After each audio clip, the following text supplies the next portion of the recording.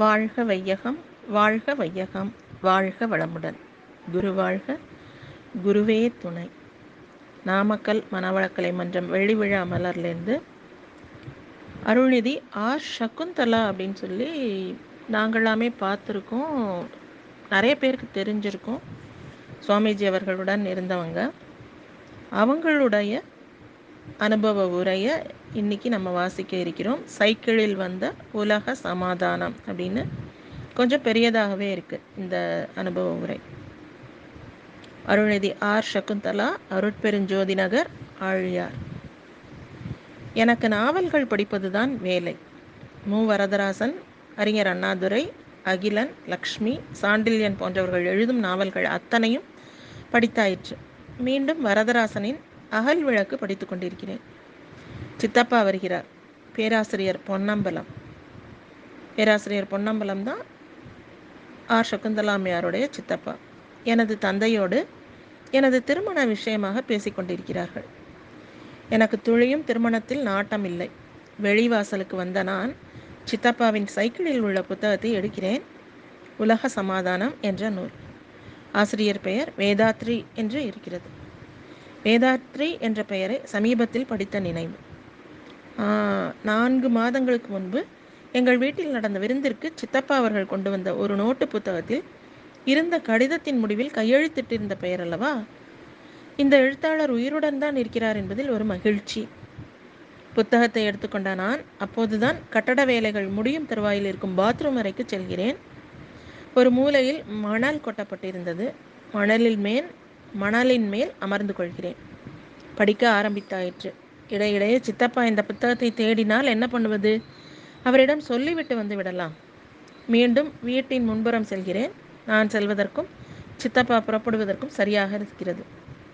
சித்தப்பா, உங்களை கேட்காமலேயே இந்த புத்தகத்தை எடுத்துக்கொண்டேன், படித்துவிட்டு தருகிறேன், மிகவும் நன்றாக இருக்கிறது என்றேன்.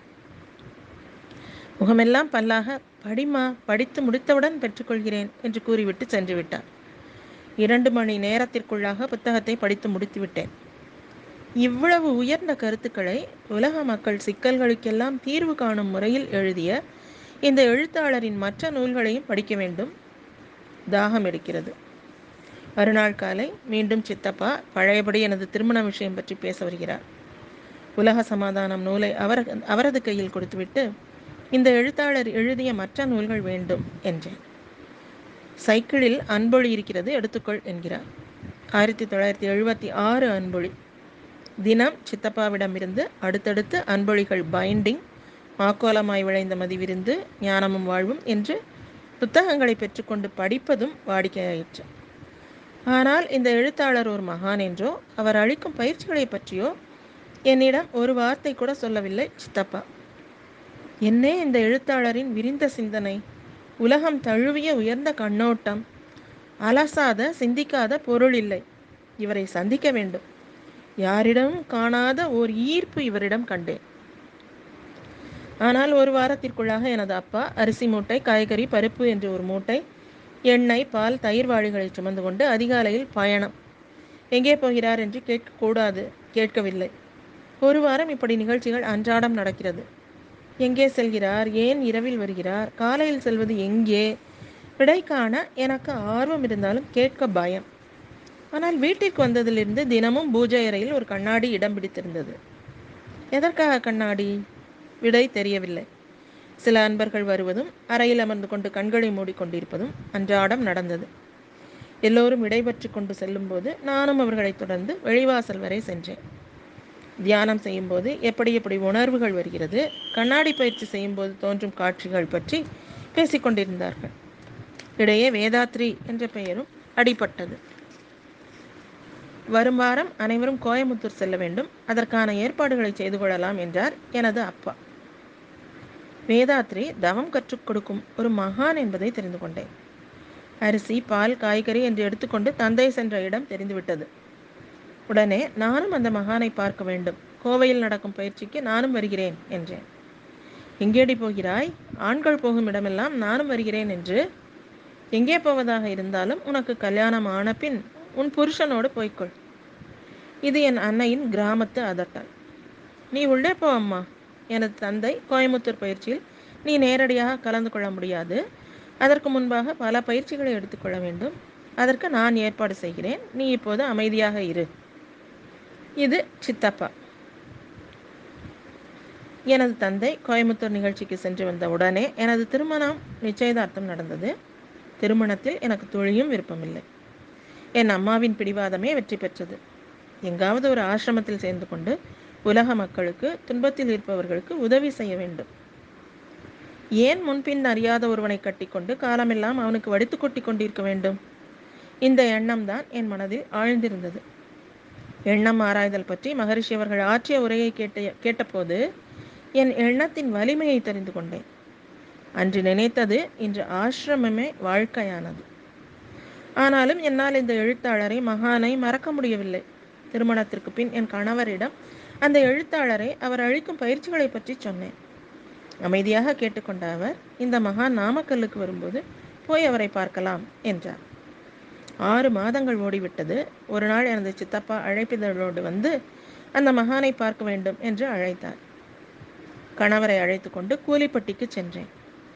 6/3/1979 கணவருக்கு முன்பாக நான் நடந்து சென்றேன்.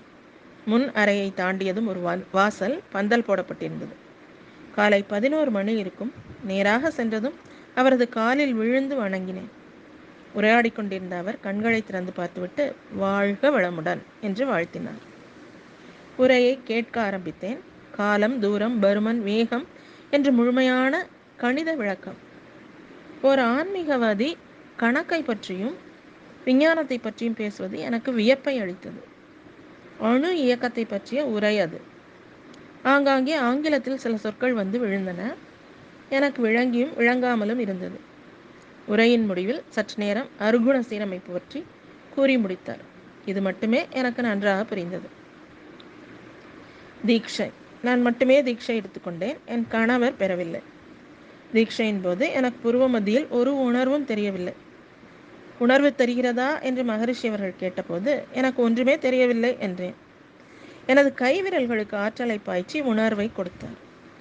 இதே போன்ற உணர்வு நெற்றியில் தெரியும், கூர்ந்து கவனியம்மா என்றார். அரை நிமிடம் கொஞ்சம் உணர்வு தெரிந்தது. 2வது தரிசனத்திற்கு பின் 2 மாதங்கள் ஆயிற்று. என் கணவருக்கு இருதய நோய் வந்தது. இறந்து விட்டார். 45 நாட்கள் சென்று விட்டன.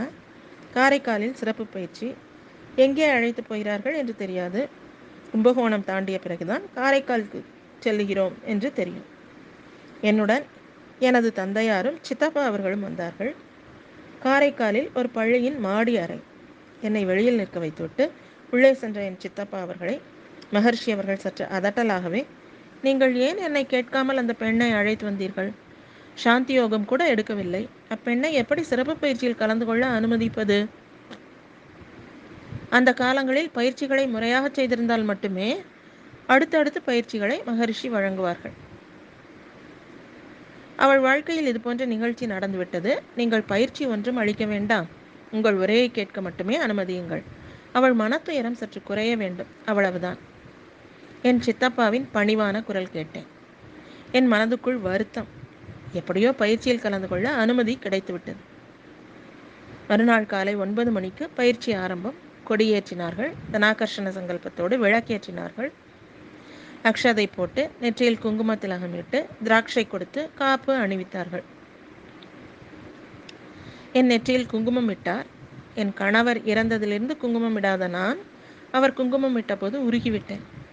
அருகில் இருந்த பெண்மணி பேராசிரியை பத்மாவதி அவர்களிடம் கேட்டேன். நான் விதவை. என் கணவர் இறந்து 47 நாட்களே ஆகியுள்ளது. மகரிஷி இட்ட இந்த குங்குமம் இப்படியே இருக்கலாமா அல்லது அழித்து விட வேண்டுமா? இது சாதாரண குங்குமம் இல்லை. உன் நெற்றியில் எப்போதும் நிலைத்திருக்கும் குண்டலினி குங்கும பொட்டு. நீ இதை அழிக்காதே. உனக்கு எவ்வளவு அழகாக இருக்கிறது தெரியுமா இந்த குங்கும பொட்டு? அம்மையாரின் விடைக்கு பின் அமைதியானேன். அந்த காலங்களில் சிறப்பு பயிற்சி முழுமையாக மகரிஷி அவர்களே நடத்துவார்கள். காலை 6 மணிக்கு உடற்பயிற்சி, 8:30க்கு வகுப்பு தொடங்கினால் 11 மணிக்கு தேநீர் இடைவேளை 10 நிமிடங்கள். பிறகு மீண்டும் வகுப்பு. மதிய உணவு இடைவேளைக்கு பிறகு மாலை 3:30க்கு ஆரம்பித்தால் இரவு 7 வரை. பிறகு 8 மணிக்கு கேள்வி பதில். இது 9 மணி வரை நீடிக்கும். இப்படி 10 நாட்களுக்கும் மகரிஷி அவர்களே சொற்பொழிவாற்றுவார்கள், தவம் நடத்துவார்கள், உணர்வுகளை அதிகப்படுத்துவார்கள். தவம் என்பது 5 முறை நடக்கும். ஒவ்வொரு வேளை தவமும் 1 மணி நேரம். ஒரு நாளைக்கு குறைந்தது 5 மணி நேரம் செய்ய வேண்டி வரும். இப்படி செய்ததால் எனக்கு புருவ மத்தியில் அழுத்தம் அதிகமாகிவிட்டது. வயிறு தொந்தரவு செய்தது. அருகில் இருந்த பெண்மணி மீனா நாராயணசாமியிடம் தெரிவித்ததும் மிகவும் மகிழ்ச்சியோடு சாந்தி யோகம் கொடுத்தார்கள். அதை அந்த அம்மையார் மகரிஷி அவர்களிடம் தெரிவித்து விட்டார் போலும். மறுநாள் காலை புள்ளி பயிற்சி. இந்த பயிற்சி முடிந்தவுடன் தேநீர் இடைவேளையின் போது மகரிஷி அவர்கள் என்னை அழைத்தார்கள். உட்கார், என் கண்களை பார் என்றார். பார்த்தேன். அரை நிமிடம்தான். என் கண்களில் இருந்து கண்ணீர் ஆறாக பெருகுகிறது. அதற்கு மேல் அவரது கண்களை என்னால் பார்க்க முடியவில்லை. அவர் சொல்வதற்கு முன்பாகவே கண்களை மூடிக்கொண்டேன். துரியதவம் கொடுத்து விட்டார். அதற்கான கட்டணம் என்னிடம் பெறவில்லை. கட்டணம் செலுத்த வேண்டும் என்பது எனக்கும் தெரியாது. 10 நாட்கள் பயிற்சிக்கு பின் ஊருக்கு திரும்ப வேண்டும். ஒவ்வொருவரும் மகரிஷி அவர்களிடம் நேரில் சென்று சொல்லிக் கொள்கிறார்கள். என் முறை வந்தது. நானும் அவரும் தான் அந்த அறையில். அவர் அமர்ந்திருந்த கட்டிலை பிடித்துக்கொண்டு, சுவாமிஜி, என் கணவர் இறந்து விட்டார் என்றேன். ரொம்ப வருத்தமாக இருக்கிறது எனக்கு. நீ என்ன செய்ய போகிறாயம்மா? மிகவும் உருக்கத்தோடும் அனுதாபத்தோடும் கேட்டார். மேலும் நான் படிக்கலாம் என்றிருக்கிறேன் என்றேன். நீ எவ்வளவு வேண்டுமானாலும் படி. உன் படிப்புக்கான செலவுகளை நான் பார்த்துக் கொள்கிறேன் என்றார். பணத்திற்கு ஒன்றும் குறையில்லை, உங்கள் ஆசிதான் வேண்டும் என்றேன். வாழ்க வளமுடன் என்று வாழ்த்தினார். வாழ்வில் ஏற்பட்ட பல துயரமான நிகழ்ச்சிகள் மகரிஷி அவர்களோடு மீண்டும் மீண்டும் சந்திப்பையும் நெருக்கத்தையும் ஏற்படுத்தியது. நாமக்கல், சேலம், துறையூர், முசிறி, திருச்சி என்று எங்கே மகரிஷி அவர்கள் வந்தாலும் அவர் தங்கும் இல்லத்திலேயே எனக்கு ஒரு சிறு இடம் கிடைக்கும். உணவும் கிடைக்கும். அவரது காரில் அவரோடு ஒட்டிக்கொள்வேன். மேலும் மேலும் அவரது தத்துவங்களில் ஈடுபாடும் பெருகியது. 2 வருடங்கள் ஓடிவிட்டன. அக்காலத்தில் பயிற்சி பெற்ற இளம் பெண்கள் என்று எடுத்தால் 10 பெண்கள் தான் தேர்வார்கள். அந்த 10 பெண்களில் நானும் ஒருத்தி. மகரிஷி அவர்கள் 1980இல் நாமக்கல் வந்தபோது துரியாதீதம் பெற்றுக்கொண்டேன். துரியாதீதம் பெற்றுக்கொண்ட பின் நான் கேட்ட முதல் கேள்வி, இறைநிலையோடு கலந்து விட்டேன், என் பாவங்கள் எல்லாம் போய்விட்டிருக்குமா? நீ எந்த பாவமும் செய்யவில்லை அம்மா. பாவம் செய்திருந்தால் தானே அது போவதற்கு. கிராமத்து பெண்ணான என் அசட்டுத்தனமான கேள்விகள் ஒவ்வொன்றுக்கும் அவர் மிகவும் பொறுமையோடு பதில் சொல்வார். இவரிடம் நான் கேட்காத கேள்வி என்பது இல்லை. 1980 டிசம்பரில் கோவையில் சிறப்பு பயிற்சி. இந்த சிறப்பு பயிற்சியிலும் கலந்து கொள்கிறேன். பயிற்சி நேரம் தவிர மற்ற நேரங்களில் அவரது அறைக்கு சென்று ஒரு மூலையில் அமர்ந்து கொள்வேன். அவரை காண வரும் அன்பர்கள் கேட்கும் கேள்விகளுக்கு அவர் பதில் அளிக்கும் விதம், உரையாடல் எல்லாவற்றையும் கவனித்து கொண்டு இருப்பேன். இளம் விதவையான என்னை எல்லோரும் அனுதாபத்தோடு பார்ப்பார்கள். அதனால் நான் மகரிஷியின் அறையில் இருந்தாலும் வெளியில் போ என்று யாரும் சொல்வாரில்லை. ஒருமுறை கோவை ஏண்டம்மாள் கல்யாண மண்டபத்தில் நான் கலந்து கொண்ட போது நடந்த சிறப்பு பயிற்சியில் அருட்தந்தை அவர்கள் அலுவலக பணிகளையும் பார்ப்பதற்கு ஒரு பெண் வேண்டும் என்ற கருத்தை கரூர் கவுடு தம்பதிகளிடம் வெளியிட்டார். அப்போது அருகில் நான் அமர்ந்திருந்தேன். உடனே நான் வருகிறேன் என்று சொல்லவில்லை, சொல்லவும் தோன்றவில்லை. அந்த தம்பதிகள் என்னை பார்த்தார்கள். வெளியில் வந்த பிறகு, மகரிஷி அவர்கள் உன்னைத்தான் அழைக்கிறார், போகிறாயா என்றார்கள். நான் மிகவும் தயக்கத்தோடு என் சித்தப்பா, அப்பா மற்றும் வீட்டில் உள்ளவர்களிடம் அனுமதி பெற வேண்டும் என்றேன். அதை நாங்கள் பார்த்துக் கொள்கிறோம் என்றார்கள். 1983 செப்டம்பர் மாதம் சகோதரி உமா அவர்களுக்கு விசா கிடைப்பதில் தாமதம். மகரிஷி அவர்களோ டெல்லி செல்ல வேண்டும். என்னை அழைத்தார்கள். அப்போது 23 சொக்கலிங்க நகர், சென்னை என்ற முகவரியில் வாசம். 7/9/1983 ஈரோடில் மனவளக்கலை மன்றத்தை திறந்து வைப்பதற்காக அருள் அன்னையோடு வந்திருந்த மகரிஷி அவர்கள் என்னை அவருடனேயே அழைத்து கொண்டு சென்றார்கள். ரயில் பயணத்திற்காக என்னிடம் பணம் பெறவில்லை. திரு எஸ்.கே. மயிலானந்தன் அவர்கள்தான் டிக்கெட் எடுத்தார்கள். சென்னை வந்தாயிற்று. முதல் நாள் அருள் அன்னை அவர்கள் உணவு தயாரித்ததால் எனக்கு ஒன்றும் வேலை இல்லை.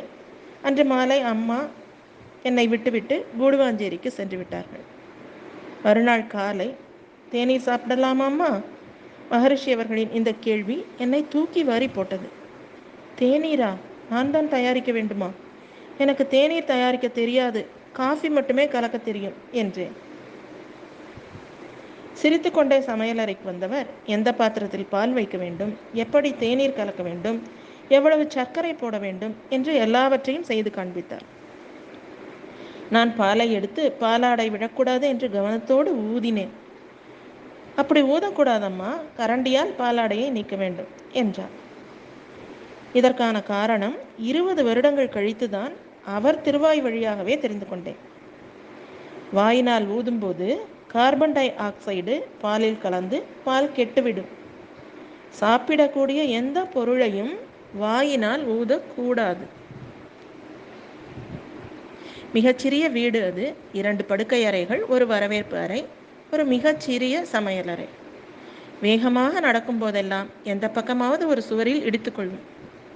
மதிய உணவு கருணைக்கிழங்கு பொரியல், பொன்னாங்கண்ணி கீரை கூட்டு, மற்றொரு பொரியல். மதிய உணவு பரிமாறும்போது கருணைக்கிழங்கு பொரியலை அவருக்கு வைப்பதற்கு மறந்துவிட்டேன். நானும் சாப்பிடவில்லை. மாலை தேநீர் தயாரிக்க பாத்திரத்தை எடுக்கும்போது அதில் கருணைக்கிழங்கு பொரியல் இருப்பதை பார்த்தேன். கை கால்கள் எல்லாம் நடுங்க, இவர் ஒரு மகான், நாம் இப்படி ஒரு செயலை செய்து விட்டோமே, இவர் கோபத்தில் நமக்கு சாபம் கொடுத்து விட்டால் என்ன செய்வது? மகான்கள் என்றால் எடுத்ததற்கெல்லாம் சாபம் கொடுப்பவர்களாயிற்றே. ஒருவாறு தேநீர் தயாரித்து விட்டேன். கையில் தேநீர், கருணைக்கிழங்கு பொரியலோடு அவரிடம் சென்றேன். சுவாமிஜி, உங்களுக்காக கருணைக்கிழங்கு பொரியல் செய்தேன். மதியம் அதை உங்களுக்கு பரிமாற மறந்து விட்டேன். என்னை மன்னித்து விடுங்கள் சுவாமிஜி என்றேன். மன்னிப்பது யார்? மன்னிப்பு கேட்பது யார்? இப்போது சாப்பிட்டு கொண்டால் ஆயிற்று என்றார். இவர் மன்னித்து விட்டாரா, மன்னிக்கவில்லையா? இவர் பதிலை கொண்டு ஒன்றும் தெரிந்து கொள்ள முடியவில்லையே. குழப்பத்தோடு அவர் முன் அமர்ந்து நானும் தேநீர் சாப்பிடுகிறேன். ஆனால் இந்த குழப்பத்திற்கும் விடை 2 வருடங்கள் கழித்து கிடைத்தது. சென்னை திருவான்மியூர் மன்றத்தில் ஒரு ஏற்பாடு. கும்பகோணம் தலைமை ஆசிரியை லக்ஷ்மி அவர்களுக்கென ஒரு சிறப்பு பயிற்சியும் ஆசிரியர் பயிற்சியும் அவர்கள் தனியாக பயிற்சியில் கலந்து கொள்ள முடியாது என்று என்னை அழைத்திருந்தார்கள். பயிற்சியின் போது அங்கிருந்த குத்துவிளக்கை காட்டி, இந்த குத்துவிளக்கிலேயும் இறைவனை பார்க்க வேண்டும். குத்துவிளக்கு அணுக்கள் கூடிய கூட்டு. இது அணுக்களோ இறைநிலையால் ஆனது. எந்த பொருளை எடுத்தாலும் இந்த அறிவு கண் கொண்டு பார்க்க வேண்டும் என்றபோதுதான் அன்று கருணைக்கிழங்கு பொரியல் நினைவுக்கு வந்தது. மன்னிப்பது யார், மன்னிப்பு கேட்பது யார்? நீயும் நானும் ஒன்றாக இருக்கிறோம் என்பதை சொல்லாமல் சொல்லியது. அந்த வருடமே அவர் ஒரு பாடலையும் எழுதினார். நான் எனினும் நீ எனினும் நிறைய அறிவில் ஒன்றே. நான் எனினும் நீ எனினும் நிறையறிவில் ஒன்றே, நல்லுயிரில் வினைப்பதிவில் முன்பின்னாய் உள்ளோம். நல்லுயிரில் வினைப்பதிவில் முன்பின்னாய் உள்ளோம் என்று தொடங்கும் பாடல் அது. இந்த பாடல் சாதாரண பாடல் அல்ல, உலகையே இணைக்க வைக்கும் பாடல். உலக சமாதானத்திற்கான பாடல். உலகில் போர், பகை, அழிவுகள், குற்றங்கள் இவற்றை போக்கும் பாடல். ஆழ்ந்து படிப்பவர்களே அறியலாம். பல காலமாக நான் நடந்து வரும் ஆன்மீக பயணத்தில் ஒரு நாள் நிகழ்ச்சியையே அழிக்க முடிகிறது. மொழிக்கு அப்பாற்பட்ட ஒரு கீதத்தை நான் பாட வேண்டும் என்றால் அது உடனே முடியுமா? உருவமில்லாத பொருளுக்கும் உவமை கொடுக்க முடியுமா? இந்த ஞான சூரியனின் வெளிச்சத்தை நான் அளக்க முடியுமா? முடியாது. பக்கத்திலிருந்து பார்க்க வேண்டும், பாட வேண்டும், உணர வேண்டும். பார்க்க, வணங்க, உணர, உரைக்க பாக்கியமருடைய இறைநிலையை என்ன சொல்லி வாழ்த்த அப்படின்னு சொல்லி அம்மா அவர்கள் இந்த அனுபவத்தை முடிச்சிருக்காங்க. சகுந்தலா அம்மா சொல்கிற மாதிரி ஒரே ஒரு நாள் சுவாமிஜியோட இருக்கிற அனுபவமே நிறைய பாடங்களை நமக்கு கற்பிக்கும். அப்படிங்கும்போது அவங்களாம் ரொம்ப நாள் சுவாமிஜி கூடவே இருந்தாங்க, கடைசி வரைக்கும் கூடவே இருந்தாங்க. அவங்க சொல்கிறது 100% நம்மளால் உணர முடியுது. சுவாமிஜி மாதிரியான ஒரு ஞான சூரியனின் வெளிச்சத்தை நம்மளால் அளக்க முடியாது. நம்மளால் கைகூப்பி வணங்கி உணரதான் முடியும், நிகழ்ச்சியில் நிறைய தான் முடியும். அப்பேற்பட்ட ஒரு மகான் நமக்கு குருவாக கிடைத்திருக்கிறார். அவர் காட்டிய வழியிலே கண்களை மூடிக்கொண்டு பயணிக்க வேண்டியது தான் நம்மளுடைய ஒரே வேலை. வாழ்க வையகம், வாழ்க வையகம், வாழ்க வளமுடன். குரு வாழ்க, குருவே துணை.